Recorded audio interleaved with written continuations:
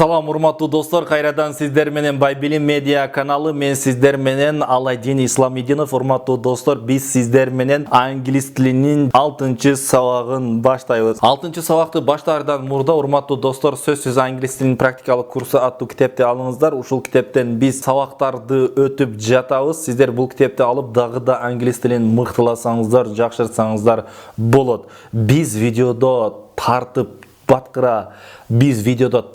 баттыра албаган көптөгөн темалар бар, урматтуу достор. Ошондуктан бул китепти алсаңыздар өзүңүздөргө аябай жакшы болот. Урматтуу достор, биз 6-сабагыбызда сиздер менен англис тилиндеги таандык ат атоошторду өтөбүз. Таандык ат атооштор дегени бул кыргыз тилинде менин, сенин, аныкы, меники, сеники, биздин, биздики деген сөздөрдүн бардыгы таандык ат атооштор болуп саналат. Ошондуктан урматтуу достор, жакшылап көңүл буруңуздар. Бул англис тилинде менин деп айта турган болсок, биринчи my болот. My десек менин болот. My десек менин болот. Мында дагы айттык, англис тилинде дагы род жок. Бүт бардыгына кыргыз тилиндегидей менин деп айта беребиз. Бул абдан жеңил тема. Бүгүнкү сабагыбыздын темасы аябай жеңил. Мисал үчүн teacher дей турган болсок, агай болот, мугалим. My teacher десек менин агайым болот. My teacher менин агайым. Андан кийин room дей турган болсок, бөлмө. My room дей турган болсок, менин бөлмөм болот. Мисалы father дей турган болсок, ата, эми менин атам дей турган болсок, my father болот. My father болсо, менин атам болот. Мисалы wife дей турган болсок, аял, жубай, эми менин аялым дей турган болсок, my wife деп айтабыз. My wife, менин аялым болот. Brother дей турган болсок, бир тууган, ал эми менин бир тууганым дей турган болсок, my brother деп айтабыз. Менин бир тууганым, менин агам болот же болбосо. Эми андан кийин менин эже дей турган болсок, sister болот. Эми менин эжем дей турган болсок, my sister болот. My sister. Your дей турган болсок, сенин болот. Эми достор, жакшылап көңүл буруңуздар. Your дей турган болсок, сенин. Эми мисал үчүн сенин проблемаң десек, your problem. Your десек сенин, problem десек проблема. Your problem сенин түйшүгүң. Андан кийин son дей турган болсок, бала, ал эми сенин балаң дей турган болсок, your son болот. Your son. Эми мисал үчүн mother дей турган болсок, апа, your mother дей турган болсок, сенин апаң болот. Husband болсо күйөө, эми сенин күйөөң дей турган болсок, your husband. Your husband болот, сенин күйөөң. Андан кийин car дей турган болсок, уна, ал эми сенин унаң дей турган болсок, your car болот.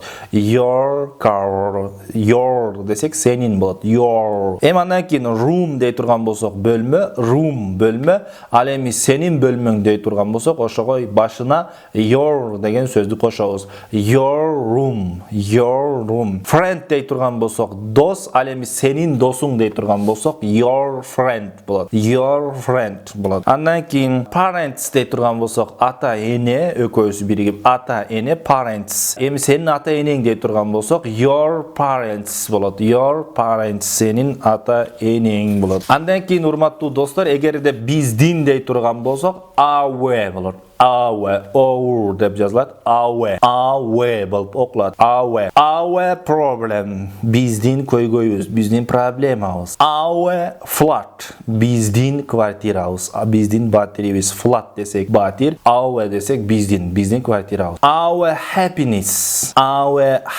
Биздин бактыбыз, Son дей турган болсок, бала болду. Эми биздин балабыз дей турган болсок, our son.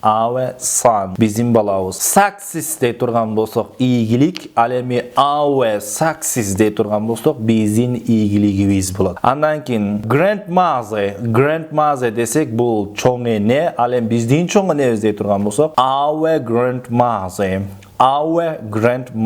Биздин чоң энебиз болот. Андан кийин father дей турган болсок, ата, ал эми биздин атабыз дей турган болсок, our father болот. Our father, биздин атабыз. Эми children дей турган болсок, балдар, эми биздин балдарыбыз дей турган болсок, our children деп айтабыз. Our children, биздин балдарыбыз. Эми алардын деп айтмакчы болсок, their деп айтабыз. They болсо алар болот. Ал эми алардын алардын деп айта турган болсок their болот да. Their problem, алардын көйгөйү, алардын проблемасы. Алардын ата энеси десек their parents болот. Алардын ата энеси. Бир туугандары десек their brothers,